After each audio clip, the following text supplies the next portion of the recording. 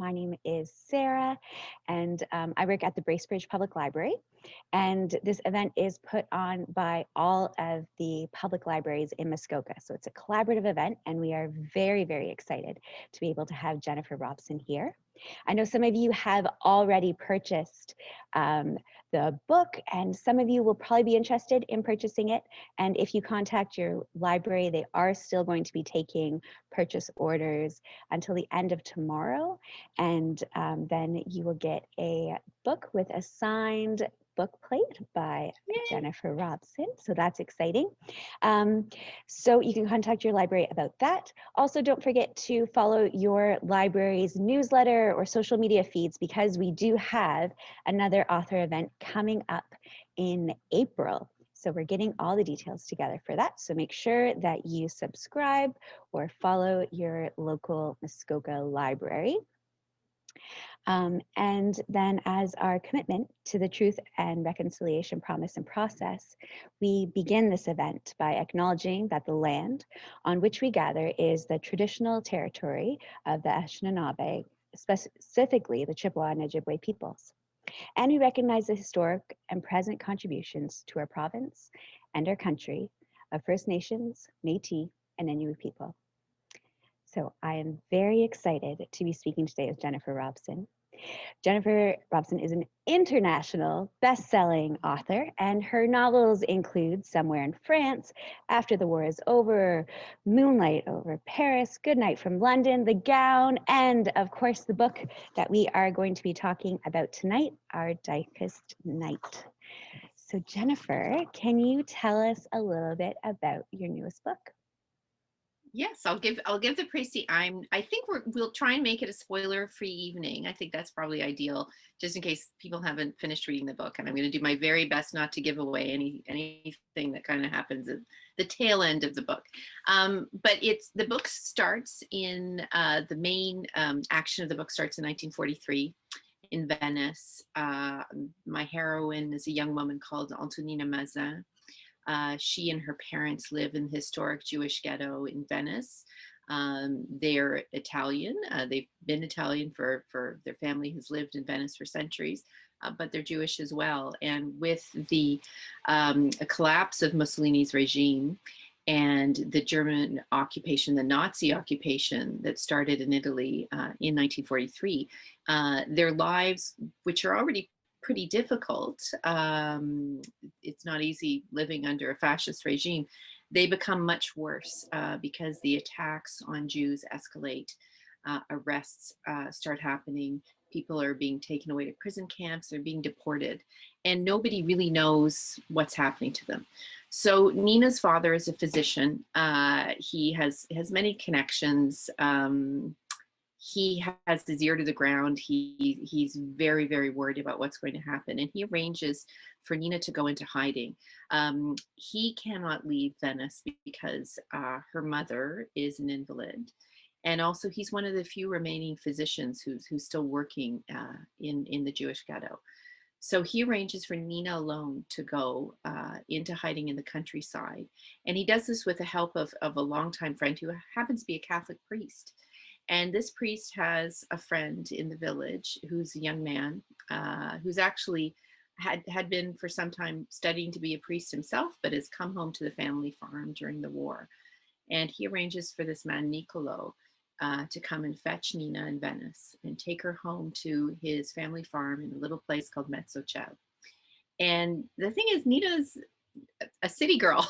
She's never really set foot on a farm. So that is a very steep learning curve for her. She also has only just met this man, Niccolo, who, and they have to pretend to not only be married, but in love, so that she can hide in plain sight. So that's the premise. Obviously, this is World War II. There are Nazis rolling around the countryside. There are some dark moments. I'm going to be honest about that. But as I was saying to Sarah and Kathy earlier, I promise this book will not ruin your day. So don't, if it's 11 o'clock and you're getting close to the end and you're feeling anxious, just remember what I'm saying. I will not ruin your day, and that's all I'm going to say by the ending. Yeah, and it takes in, it's, you know, it's a different take on World War II. Certainly from what I've written before, my focus has always been on Great Britain or France, and for me to go farther afield to Italy was really, it was a lot of fun. It was kind of refreshing, but it was also a little terrifying because I had to learn a lot before I even started writing the book. That was definitely one thing that stood out to me because I haven't read very many books set in Italy about the world wars. It just doesn't seem to be something. I So, what Yeah. prompted you to? Why did you choose Italy? So I think a few of you will already have heard this story, but it bears repeating that it was around the time I had been working on a totally different book that just wasn't gelling. And this happens to me every 2 or 3 books. I start on something and then I get a certain way into it, typically when I'm almost finished with the research, and I realize it's not the book that I want to be writing.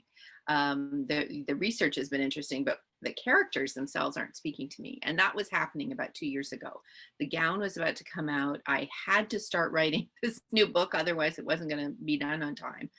And just as I was wrestling with the idea of do I push forward and continue with this project that I wasn't sure I was super interested in, my son came to me with a question.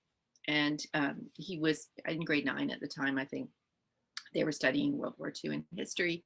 And he wanted to know if the stories about his great grandparents were true. And I'll explain that in a second, but I had to tell him I wasn't sure. I couldn't give him an answer. And that bothered me that I could not give him an answer one way or another. So I started digging, and the stories, they had never been secrets. It was just a case, we realize now, my husband and I, that we never asked the right questions. And I think that's really key. Anybody who's spoken with relatives or friends who lived through those years will know that there's very few people who are prepared to sit down at the dinner table and just start talking about the war. I mean, it's a traumatic, difficult period for anyone who lived through it. And while you can get people to talk, you have to be careful. You have to be gentle with them and understanding and sensitive. And so I had talked in very general measures, you know, with my late mother-in-law and father-in-law about their lives during the war, but we'd never kind of really sat down and dug into the conversation. They hadn't volunteered, and I hadn't, for whatever reason, wanted to push them. And so it was in 2016. My husband and I were in Italy visiting his parents' hometown, this beautiful little place called San Zenone delle Ezzelini, which just rolls off the tongue. Most people just say San Zenone. It's about 70 or 80 kilometers, I think, kind of to the northwest of Venice. And it's in the foothills of the mountains. And the closest mountain is Monte Grappa. And anyone familiar kind of with the military history of World War I and II will know that it was kind of a key spot strategically in both World Wars. So we were visiting San Zenone, was staying with one of his aunts and making the rounds, as you do. Anybody who goes to visit the family in the old country, you know, you have to visit everyone because you don't want to hurt anyone's feelings by not, you know, leaving them out. But we were very keen to visit his Zia Maria, who's just the loveliest lady, well into her 80s now. And she's one of my late mother-in-law's sisters. Just an amazing lady. And if you go to my website, there are pictures of everyone I'm going to talk about and all the places. So it's Jennifer-Robson.com, and you can see all those photographs. So we're visiting Zia Maria. The conversation was in dialect, which sounds like Italian, but kind of not. And I don't really speak Italian that well, and I probably actually understand more dialect than I do Italian. That's just what I'm used to hearing, you know, over the last 20 years around my husband's family. And Claudio had introduced the subject of, because I always want to know, what were things like when you were a kid? What was it like on the farm? What did you eat? What did the house look like? All of those things. And then we started kind of drifting into talking about the war. And that's when she said this one word that stuck out. Just, I heard it and I recognized it out of all the flurry of words going by that I didn't understand. I recognized this one word, which was Hebreu, which means Jew or Jewish, depending on the context. And that surprised me because I hadn't expected an elderly lady who'd grown up in a farming village in the 1940s to necessarily, like, under what context was she saying it? And then right after that, she said, "To nonno I gasconti," which means your nono, your grandpa, and she was talking to Claudio, he hid them. And that's the kind of the point where if we hadn't already been sitting at her kitchen table, I think we both would have, fallen down. It was so startling and so unexpected. And so we talked with her a bit more, bearing in mind she's an elderly lady. We weren't going to get out the thumb screws and start, like shining the bright light in her face to extract information from her. And we talked with his younger aunt, who was born after the war, but as a fount of information, and with some of the cousins. And we discovered that, to the best of everyone's knowledge, this was true. That during the war, my husband's his maternal grandfather and grandmother had taken in, we think, no fewer than 3 separate groups of, I think they were all Italian, but Italian Jews who were in desperate danger of being deported. And we now know, of course, that almost everyone who was deported from Italy who was Jewish was murdered at Birkenau. And so we came home with this story, and I remember being really excited about it. And then, kind of life got in the way. I got busy with work and my books and the kids. And it was only when Matthew, came to me and asked this question that I thought, oh, I didn't really follow up. I mean, we just accepted it. Although I knew as an historian, I couldn't prove it. Kind of anecdotal testimony is interesting, but it's not something that really would stand. The burden of proof wasn't there. And so I started digging, partly to avoid working on the book that I was not interested in writing. To be, shamelessly honest, this is maybe the first time I've admitted it. And I realized, it was within a day or two that I had contacted. First, I'd gone to the website at Yad Vashem. That just seemed like a natural place to go, which is the Center for Holocaust Remembrance in Israel. And then what I found there was so startling and exciting that I got in touch with the researchers there. And what I discovered is that the parish priest in San Zenone, this amazing man called Father Odo Stocco, they would say Don, like Don Stocco. To me, it just sounds a little bit Godfather adjacent. And so I tend to call him, anglicize it and say Father. So Father Stocco, during the war, principally from 1943 onwards, took it upon himself to save as many Jews as he could from being arrested and deported.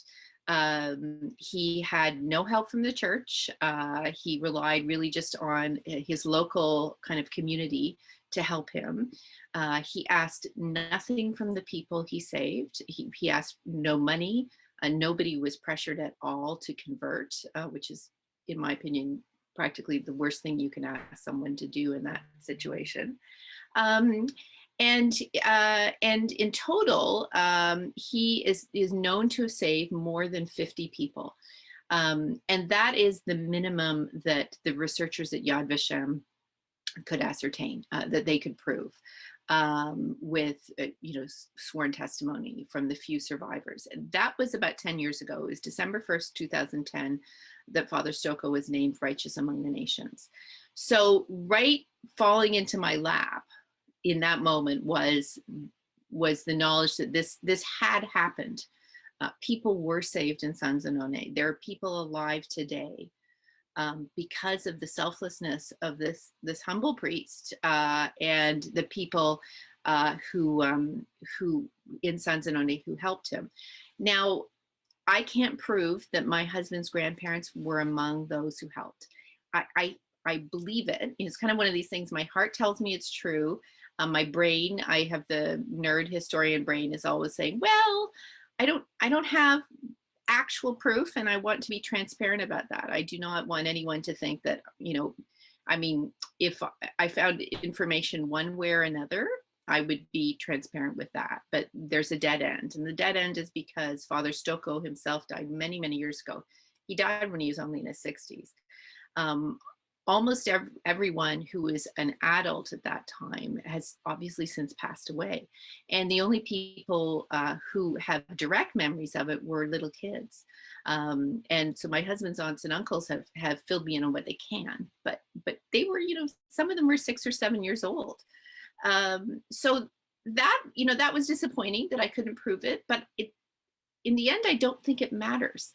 Because the important thing, really the only important thing, is that people survived, that people were saved, that innocent people were saved, and their descendants are alive today. That to me is indescribably moving. And whether or not my family had a direct involvement it would be lovely, but that's actually not the point anymore. And then the second thing it did was, the farther I got into researching this and avoiding the other book that I didn't want to write, I realized this was the book that I needed to write. Not the fictionalized version of what happened in Sanzanone. I didn't want to take Father Stocco and make him a character in a novel.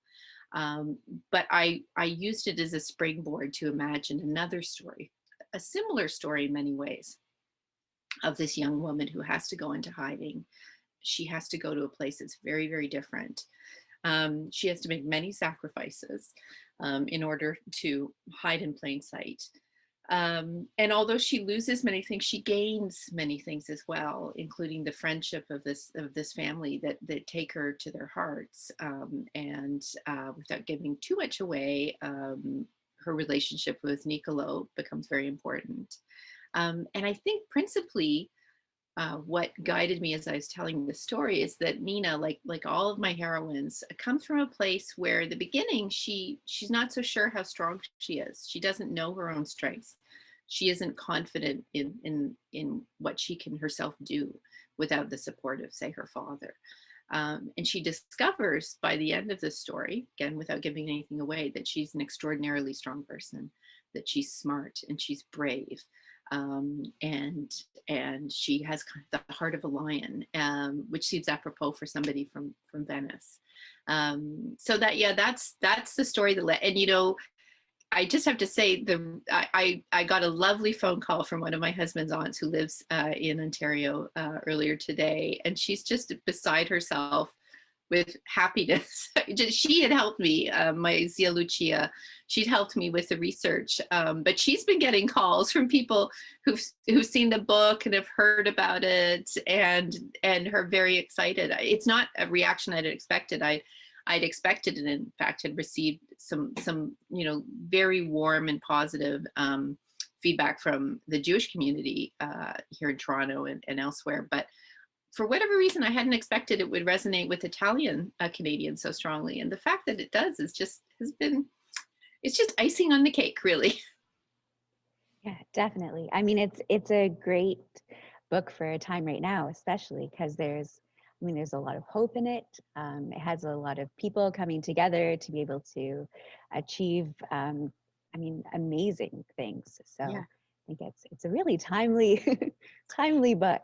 Yeah, I think that when I wrote it, so I wrote most of it in 2019, and I was saying to you earlier, I sent my editor just this terrible first draft, just awful. I mean, nobody would ever want to read another one of my books if they had read that terrible first draft. And then I went back to Italy in January of last year to do a final research trip to Italy and other points in Europe that I won't specify at this stage. Because I wanted to see everything through Nina's eyes and walk where she walked. And that led me to kind of a greater appreciation that really affected the final book. But I also have to say the pandemic itself affected this book, because then when I went to write what was effectively the final draft, I just could not, it had to be a book that was hopeful. I just couldn't write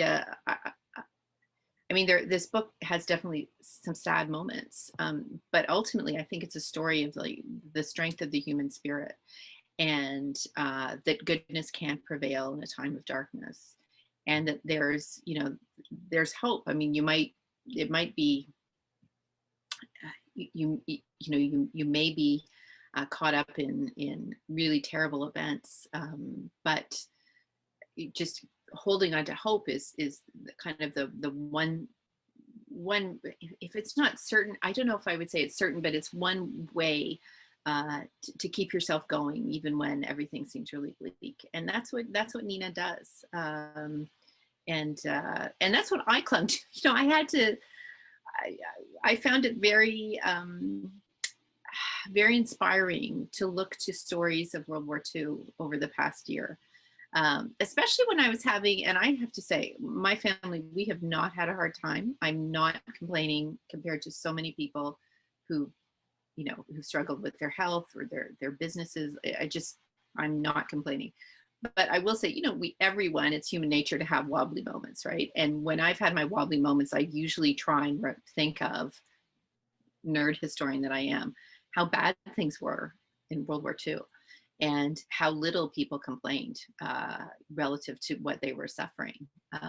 There's not a lot of evidence that during the Blitz, for example, that people were whining about having to observe the blackout, right? And that's, whenever I'm thinking, oh, I've got to wait to go to the grocery store or whatever, I think, no, that's not a hard thing. That is not a hard thing. At least for me, it certainly hasn't been. Oh, definitely. Yeah, you mentioned about doing research on it and talking to people and stuff like that. And I see behind you, you have your little lace. Some of my, yeah, and that's just kind of the handful that are, I have many more books that obviously were through the various, the U of T library and the Central Library in Toronto. And then my laptop is squashed full of information. But that's just, those are just kind of the books that I felt I had to buy because I needed them on my desk when I was working. Mm-hmm. How do you decide? I mean, you had another novel on the go and you scrapped that and ran with this one. But it was daunting. So the first thing I had to do was call my literary agent, who, if you just cast aside, I know we all have these preconceptions of agents from TV shows and so on, and she's just this lovely, she's a book lover, and she's like a second editor in many ways. So I called her and ran the idea by her that I write a story set in World War II, and the heroine would be a Jewish Italian who had to hide. And she loved it. And so I took it to my editor with the kind of the good news, bad news. So the bad news is the book I've been working on, I would like to not write. But the good news is I have this other idea and I think it's better. And she was immediately excited. If anyone wants to kind of see me talking with Tessa, I did a Facebook Live with her earlier this week, and she was very inspiring because, again, she's a wonderful editor. She's worked on many more books than I have. She really knows her stuff, and I trust her instincts. And her instincts told her that I was doing the right thing, which was comforting, because it's no small thing to set aside, 6 or 8 months of research. And I didn't throw it out. I mean, I might go back to it one day. But this was the path that both my heart and my head were telling me to take. And from then I approached the way I approach every project, which is kind of top-down research. And if you just think of it almost as an archaeologist would, scraping away the layers, right?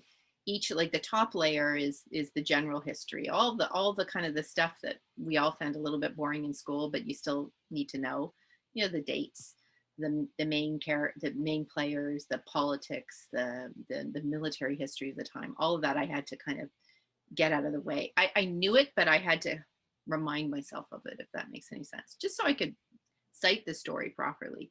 And then going to specialty histories, and you know, some of those are behind me.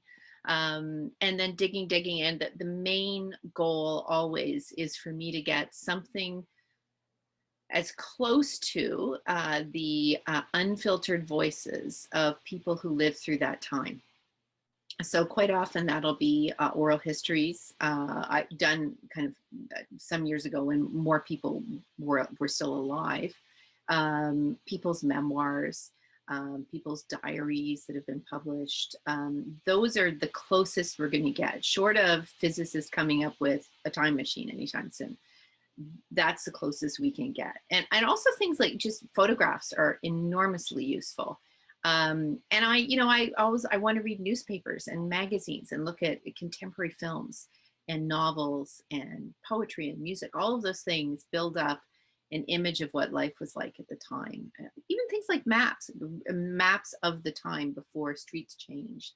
You can get all sorts of information with, you know, local contemporary maps, just that tell you, you know, what the businesses were in a certain area. All these kind of nerdy things that just set my brain on fire. And ultimately, you know, where I found the information I needed was through, again, these voices of people who lived through that time. I will cite, there's one principal memoir that I found incredibly moving. It's not as well known as it ought to be, and it's readily available, you know, for purchase. It was republished not so long ago. It's called "This Has Happened" by a woman called Piera, Piera Sonnino, Sonnino. So Piera Sonnino, who wrote "This Has Happened," and she was an Italian Jew.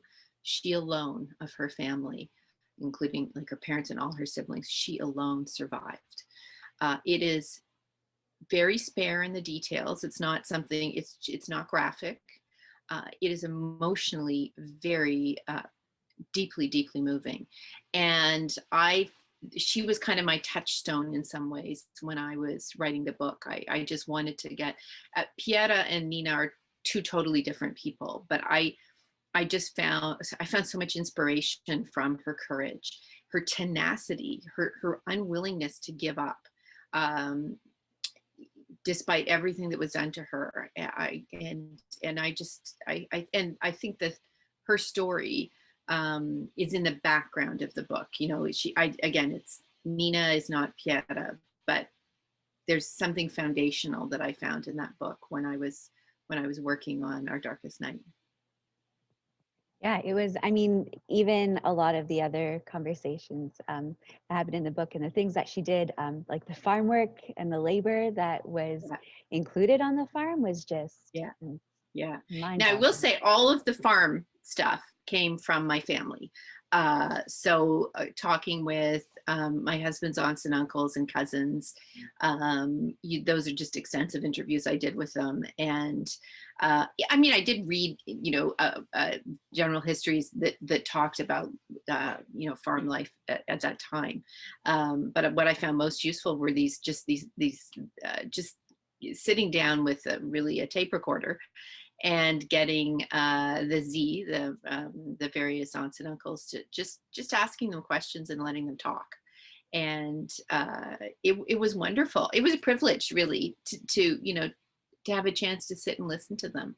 And all those little details, right? Of, you know, the corn husk mattresses and the mice in the granary and the warm milk on the polenta, you know, the bread being kept in a basket in the rafters so the kids couldn't come in and, you know, grab little bits and pieces when they're hungry. All of those things. You know, the recipe for the Pinza cake that Zia Lucia told me how to make so I could then describe it. The Pinza cake that was, you know, wrapped in cabbage leaves and cooked in the hearth. Even to the smell, you know, she remembered the smell, like it was kind of stinky, the cabbage leaves, when it came out of this little makeshift oven. But then the cake inside was so delicious, and they never got to have cake. Maybe once or twice a year you get to have something sweet like that. So Yeah, those are precious memories. And now, you know, they're in the book, and my children will, you know, have them to share with their families one day, I hope. Yeah, that's wonderful. I noticed something when I was reading, and because I kind of binge read a whole bunch of your books, and there's a lot of little Easter eggs in Yeah, them. So there's yeah, lots of characters that pop up once in a while, and even in this book, I noticed there was a couple of yeah. nods. There's one Easter egg, and so far only one reader has found it.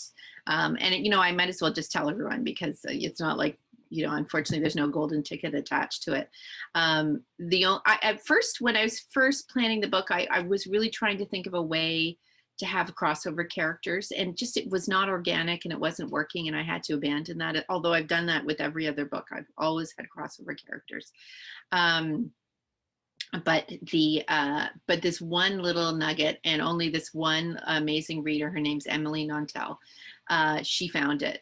And there's a scene, and I'm not going to go into detail. How should I put it? There's a character called Stella. So if you haven't read the book, you know, you'll encounter Stella at some point, and she talks about going to visit her aunt and uncle in Paris, and staying on a street, the Rue des Cerisiers, the street of the cherry trees.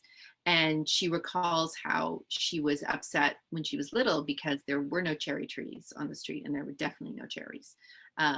But she recalls the name of the street, and that street is the street that my character Miriam lives on, grows up on in Paris, when she's a little girl.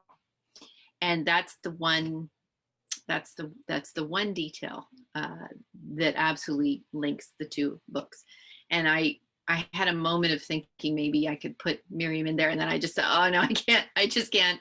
That was stretching it too much, and I just threw that in for someone to find. And even my editor did not find it. It was Emily who was the first person to say to me, is this a crossover detail? So yeah, if there's a golden ticket, she technically won it, I guess. Wonderful. Is there, because are you working on something now? Are we going to see any of these characters again, or is this So book? I think, you know, the character that I can't leave behind right now is Stella, who's just a teenager at the end of Our Darkest Night, and I still feel like she has things to say to me. So right now she's part of the book that I'm working on now, which is actually going to be the book that comes out next. I'm loving it, and I'm not having any moments of going, oh, it's not working. The characters aren't talking to me. And I'm not, I think this next book will have multiple points of view. And so she will be one of the people whose points of view we will see. And it's set a little later. It's set in 1953 in London. And it's called Coronation Year. And that's the backdrop, the preparations for the coronation. And the book is centered on life in a little hotel, not a very well-known or famous or you know, it's not a five-star hotel, but it's in central London, and it's caught up in all of the kind of the fervor of the preparations. And I think Stella will be at that hotel in 1953. That'll be exciting. Yeah. Because it's been great how you've wrapped up other stories with characters. Yeah. So And you know, I may go back and not revisit the same central characters from my books. You know, I mean, I like the idea of it. The only problem is in order to I've had a lot of people ask, oh, could I write another book about Robbie and Lily, who were the main characters in my first book? The problem is in order to make a book exciting, I would probably have to do something terrible to them and make them suffer to have a second book, because I left things, you know, things were pretty good for them, and I don't want to do that. So I think what I like doing is taking secondary characters who I feel I haven't explored their stories enough, and then weaving them into a book of their own. And yeah, with the first, I guess, 5 books I wrote, I did that consistently. And then this one just was the outlier, but I feel I'm coming full circle by pulling Stella over to London. That's the plan anyways. yeah, that sounds great. Yeah, and I mean, you mentioned another couple, and there's lots of couples, there's lots of romance in your books. Mhm. Why has it been, I guess, important or even fun for you to have more Yeah, I mean, romance? Mhm. so the thing is, so, people falling in love and making a life for themselves.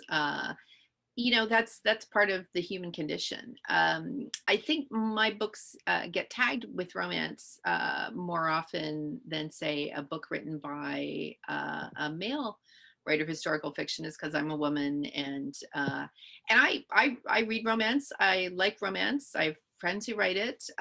My books don't fall broadly speaking, they don't kind of conform to the genre, in that, the focus is squarely on my female characters, and except with one exception being my first book, where, um, just for reasons that I almost can't even remember now because I wrote it more than 10 years ago.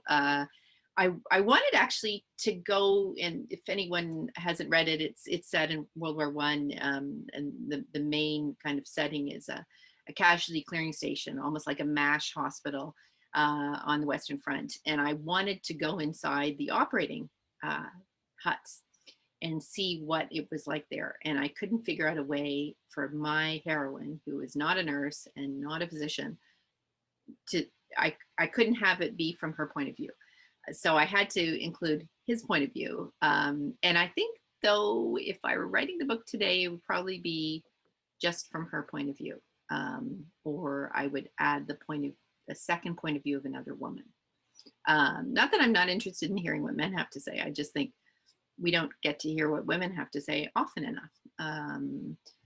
But I do like romance. I mean, but it's interesting that, there can be romantic elements in works of historical fiction, and I don't think that automatically makes them a romance. I like the idea of having strong romantic elements. What's interesting is I get quite a few emails from men who, and they're almost always the same in terms of just the content, which is, "Hi, Jennifer, I just finished reading your book and I really enjoyed it," which is always lovely to hear. And then it's usually some variation of, "My wife bought the book and it was sitting on the coffee table and I picked it up because," and the covers are designed to appeal, by and large, to female readers. And I didn't think it would be something that would interest me. And then I started reading and I discovered I really liked it. And they're always a little surprised. But I'll take it. I'm happy I love those emails. And I think they're always surprised that, there's a certain amount of action in the books as well. And, that it's not just two people talking about their feelings the whole time. I think part of it probably is that you're not like killing off people that we love. Yeah. Because there's other authors who write history who have kind of the same amount of history maybe, but then they just take a knife A and knife to people, yeah. And I mean, I've killed off secondary characters in a number of my books, mm, and wept over it as I've done so. And but I think I just can't bear to do it. And so the premise typically is that if somebody is central to the narrative. Well, again, I'm not making any promises with Our Darkest Night, but if you haven't read it, but I just, I've actually had some people question me over the idea that a book set in World War II can have what they call, quote unquote, a happy ending. And I absolutely believe books set in this period, even when their characters have been put through terrible things and have suffered terribly, that you can have. I don't think it's a fully conventional happy ending. Like, a fully conventional happy ending would be nothing bad ever happened to them, and miraculously everyone survived, and that's just not what happened. But I think you can have, and you see this again and again in stories of people who survived World War II, who survived the Holocaust, and who had to find the courage to go on, to face the future, to build meaningful lives for themselves, and they did. I think there's very few things that are more courageous to me than somebody who's been through a terrible period of trauma, then just kind of squaring their shoulders and facing the future and deciding that they are going to have a future, that they are moving onwards, despite everything. And it doesn't mean that you don't have bad days, and it doesn't mean that you won't suffer from depression or trauma or anything like that. It just means that at some point you've made a decision, and I find that extraordinary, that people had kind of that moral, that center of courage, that kind of the backbone. My mom would have used the word gumption, but the gumption to just to go on, and that's I think honestly that's why so many of us find stories about World War II inspiring. It's to see the guts that people had when they were facing these dark times, and they just kept moving forward. Yeah. I know we said we would leave some time for the Q&A, and we have a couple of questions there. Oh, someone anonymous said, "Where are you from?" Where am I from? I'm from Peterborough, which is not super far from cottage country, as it were, a little to the east. I grew up in Peterborough. My dad taught at Trent he was there from 1966 to maybe 2000, something like that. And then he did this kind of semi-retirement where he then moved to Victoria and then taught there for a number of years. And now he's 80, in good health, but has retired. He's finally retired. So now he just occasionally does work as an unpaid research assistant for me. And I do love kind of running things past him, because his kind of knowledge of the two world wars is unsurpassed. And so I went to Thomas A. Stewart Secondary School, and then I went to King's University College at Western. And then from there I went to Oxford, to St. Anthony's College, and I did my doctorate in history. Wonderful. Which is on the shelf and is also an excellent booster seat for when children come over for dinner. Not that we've had anyone over recently, but. Someone is asking about the beautiful floral snowflake behind you, and if it's related to the gown. If this is related to the gown. So this is a replica, and I'm trying to kind of avoid that light, that crazy light. Oh, there we go. This is a replica of one of the motifs on Princess Elizabeth, so the Queen's wedding gown from 1947. It's an exact replica, like in size. I will say the pearls are not real. On her gown, they were real, although the little diamante chips were little crystals, like Swarovski crystals. I made this. I am not, let me just add, I am not a trained or particularly skilled embroiderer. But I wanted to know what it was like to do the work. And so I went to London. This is called getting obsessive and indulging myself. So I went to London. I spent some time at this amazing place called Hand and Lock, which is it's been around for more than 250 years. And they do just incredible bespoke work for couturier, for the royal couturier like Vivienne Westwood. For the military, they do ecclesiastical garments for the Archbishop of Canterbury, and the royal family, and so Norman Hartnell was the man who designed the princess's wedding gown, but he died in 1979, and his atelier has been closed, and so I needed to know how the work was done.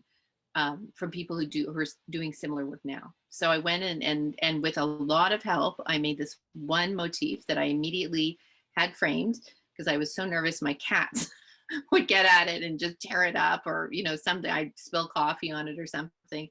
And so I've done a couple of hundred events for the gown since it came out 2 years ago, and I carried this thing all around the world. And every time I pull it out, I think, oh, I have to get some Windex and clean but that's my little, and it was called a starflower. So if you just do a Google search on her wedding gown, you can see these motifs, and it's kind of the main motif, that and roses. Like the Rose of England are all over the gown. And in fact, you can see it on the cover here. They're just little flowers all along the side. Wonderful. Yeah, it's very detailed. Yeah. Janet had a question. Will you ever come back to the book that you didn't want to write? I don't know. I still think it's fascinating. It was like the premise, or not the premise, but just the setting was Golden Age Hollywood, which I love anything to do, set in Hollywood in the 1940s or 50s. I think it's just amazing. It was just not coming together. And for whatever reason, you can't kind of push the muse, as it were. I don't want to be too pretentious about it, but if it's not coming together, it's just not going to come together. And so at some point I might find a different angle on it and then be able to use all that information. But the main character just, she didn't, okay, this sounds pretentious, but this is kind of how my brain works. I didn't feel like she wanted to talk to me, if that makes any sense. Whereas Nina was ready to talk to me from the very beginning. I know it sounds, my husband would be rolling his eyes right now. But he's a civil engineer, so he's very practical about things. We have a question from Sue about whether you always wanted to write, or if it was a hobby. So I did when I was little. I loved writing. I wrote poems and little short stories and little miniature screenplays. If I liked a book, I would try and turn it into a screenplay, even though I had no idea how a screenplay was made. And then and that persisted through high school. I had some amazing English teachers. And then I got to university and just the history bug hit me. And so I focused really kind of on a nonfiction path for many years. And I didn't end up teaching at university. There just weren't any jobs teaching British history. That was 20 years ago, and there still aren't. But what I found, what I did that was kind of adjacent was I worked as an editor. And so that kept the kind of the love of words alive. But it was only when I was at home with, when my kids were, my son, who's almost 17, was a toddler, and his sister was a newborn baby. And I just felt like I had a story to tell. And I actually, although I was, when you have little kids, you're really busy, but you can find those spaces that I found I hadn't been able to carve out when I was going to an office job, day in, day out. I just had those little moments, they'd be sleeping or whatever. And I had the space to imagine. And so I just started a little bit at a time. It took me about 2 years to write that first book, because I never really spent more than an hour or two at it. And then, after it was published, I haven't really looked back. And I was, publishing is, the world of books and publishing, it can break your heart, because every day amazing books are published, just wonderful books. And they just, for whatever reason, don't get the attention they deserve. And they just don't do well, and it's heartbreaking. And then occasionally books come along that are, let's face it, terrible. And I'm not talking about any book in particular that's out now at all, but occasionally like a book will come out as just terrible, and it just shoots up to the top of the charts and everyone's buying it. And you think, oh, but there were all these other books that were really great. And so the first person to say I've been extraordinarily fortunate in just my books coming out, the timing of them, and that they found, that they found homes with a lot of readers. And it's not something I take for granted, right? It just, and I think the first rule is always respect the reader. And my first assumption is always that readers are very smart people. And if I'm lazy or I don't do a good job, not only in writing the book, but in researching it, my readers will know. Absolutely. I will get those emails for people who are disappointed in me. And I don't want to get those emails. So that's it. The fear keeps me going to a certain degree. Mhm. Wendy was wondering if you write every day, or I do. I mean, right now it's a little tricky because I'm kind of going back and forth with still doing a lot of promo for Our Darkest Night. And so what I've been focusing on is kind of trying to fill in little holes in the research in the book I'm working on. And I always end up writing something, even if it's not necessarily the work in progress. And you know, but I think if you can stick to a routine as much as possible, and you know, everyone knows that, you know, it's the old chestnut of put your bum in the chair, but it's true. And you know, there are days when it's tricky to get the bum in the chair. Just things like, you know, right now I'm my kids are, I'm driving them to school just to avoid having them on, you know, really crowded buses. And you know, I'm lucky I have a car that I can drive them to school. And but you know, that kind of takes a little chunk out of the day. So I've been trying to, once I drop them off, well, I started playing classical music in the car to kind of get myself in a frame of mind when they were in the car with me. And there were so many complaints of I torturing them with with Baroque music that it was just, it was just, you know, there's, you know, they could not bear it. So also it was mortifying to be dropped off and there'd be classical music coming out of mom's car in the parking lot. So I now have to wait until I've dropped them off and then I'm allowed.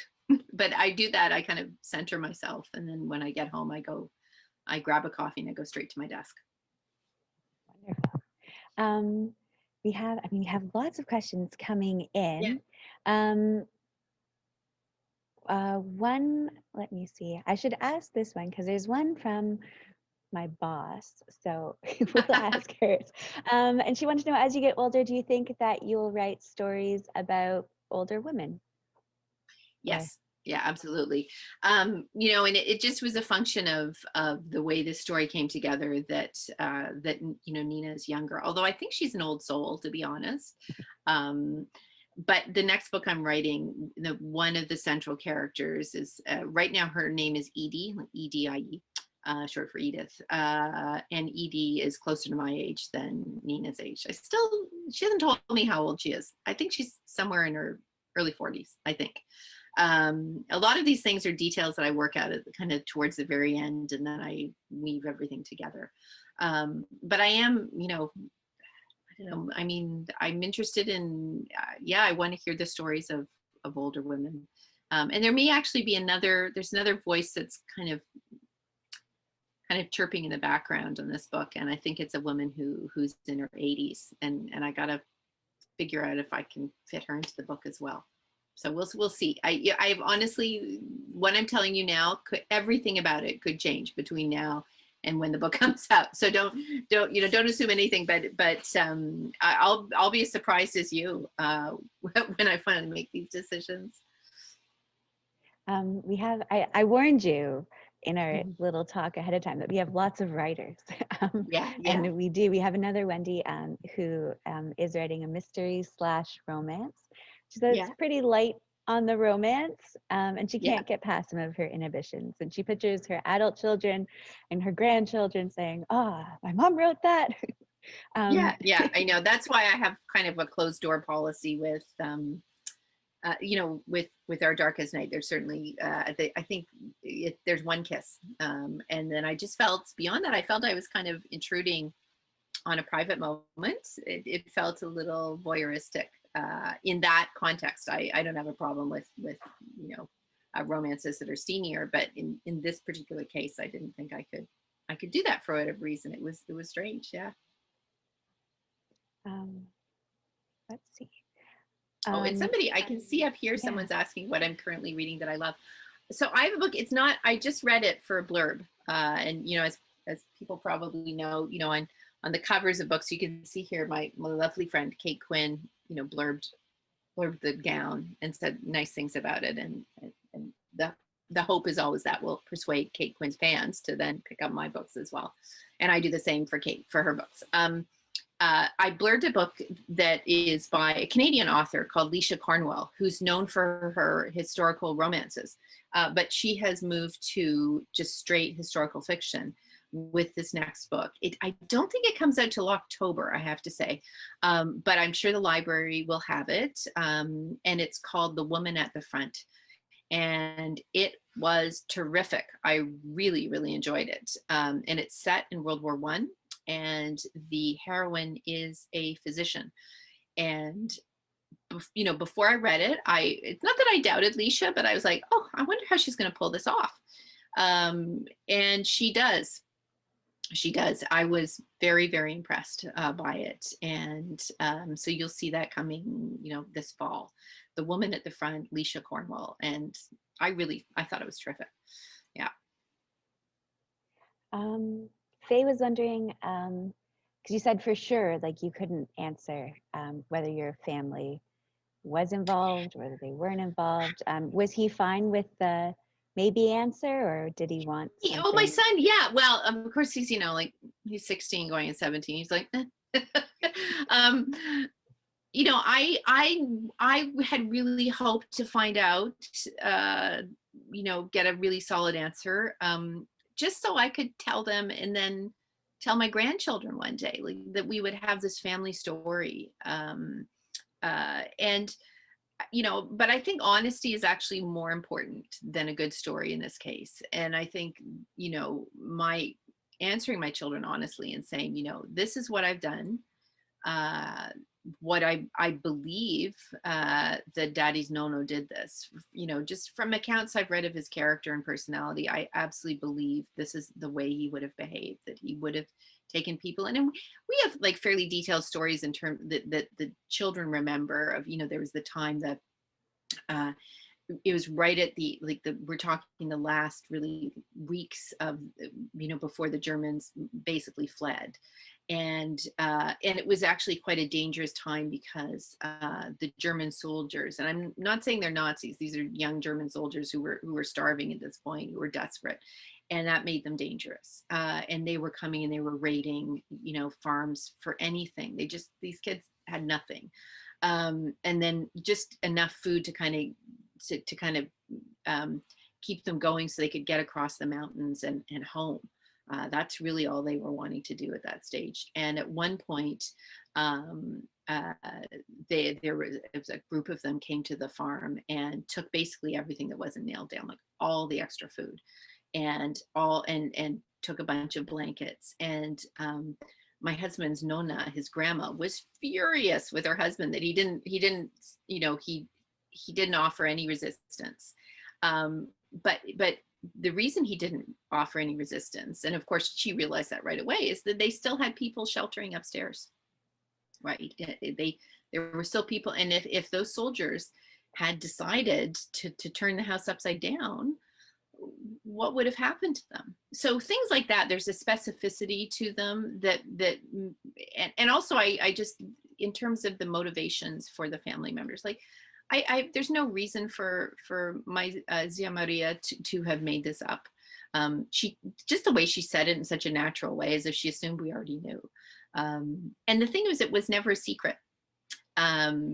People talked about it very readily with us. It's just we'd never asked the right questions at the right time before. And my late husband's parents, who were just darling people, were very modest people. Like, they're just not the kind of people who would have boasted, like that kind of boast, like, well, let me tell you about this heroic thing that my family did during the war. That just, they never would have done that. Do I regret not kind of figuring this out 20 years ago? Oh, absolutely. But I regret not talking to my late grandmother about her life as a journalist during World War II. I regret all sorts of things. My mother died when I was 21, but I never had a chance to talk to her about what it was like to go to law school in the 1960s. And I would love to have heard stories directly from her about that. I think it would have been amazing. So the one piece of advice I have is, if you have a relative who's the slightest bit inclined to talk about their life growing up, or kind of an interesting period in history, just with their permission, see if you can find a way to get them to share some of their memories with you, because you will You will be so happy you did. I mean, we all have homework now. Yeah, yes. I'm Just in sending time. everyone off to do a family memoir. And we'll come back to me in a year from now and we'll see what you've got. It's just these memories are just precious. I mean, I feel fortunate that I was able to talk to everyone in time just to resurrect the memories of what life was like on the farm while you know, the various aunts and uncles are with us. You know, those are things that I look forward to the time when my kids well, when my children will be teenagers and they'll appreciate what I do for a living, but also that they'll be able to show their children. And because it's those links that keep the memory of the war alive. It's personal links. Nobody's going to ever care about a war if they think it's just about abstractions like treaties and dates and battles and offensives. Like those things just don't resonate with most people. But what resonates are personal stories. Even if they're not your family, but if you can sense that they're attached to people who lived, whose lives mattered, that's how you get people interested in history. And that's why I'm just so interested in social history, right? And the history of ordinary people. You know, I have to learn all the other stuff so the social history makes sense, but the other stuff, I can take it or leave it. This is what I'm interested in, what it was like for ordinary people at a certain time and place. That will always fascinate me. And it's great because you do all the research and then we can just read your books and find out. Yeah. And you know, I kind of backed into being a teacher maybe. You know, the best emails I get are from people who say that they feel they've learned something from the books or that it's prompted them to learn more. That's the best compliment I could ever get. I know we still have some questions and I'm sure we could keep talking to you forever, but I know you have another really late night. Another event in 15 minutes or so. Well, and if anyone has a burning question, like just if you Google me, you can find my website. There's a contact thing. You can get in touch with me or through social media. You know, I try my very best to answer my messages. And you know, and I would love to hear from you. So you just ask away. All right. Well, thank you so much. I know it's been great. I've already read the book. I know some people haven't read the book yet, and I'm sure they will be placing it on hold at their library, or you can still order them until the end of tomorrow. Don't forget to subscribe, everyone, to your newsletters or social media feeds so you can see the next event that's coming up. And yes, thank you again so much for talking with us. Thank you. It's been such a treat. I just wish I were up in cottage country right now, which would be heavenly. But I'll have to wait until it's a little bit warmer, I think. It's a little slippy out tonight, so. A little slippy, yeah. All right. Well, take care. Thank you very much. Thank you. Thank you, everyone. Have a nice evening. Thank you, Sarah.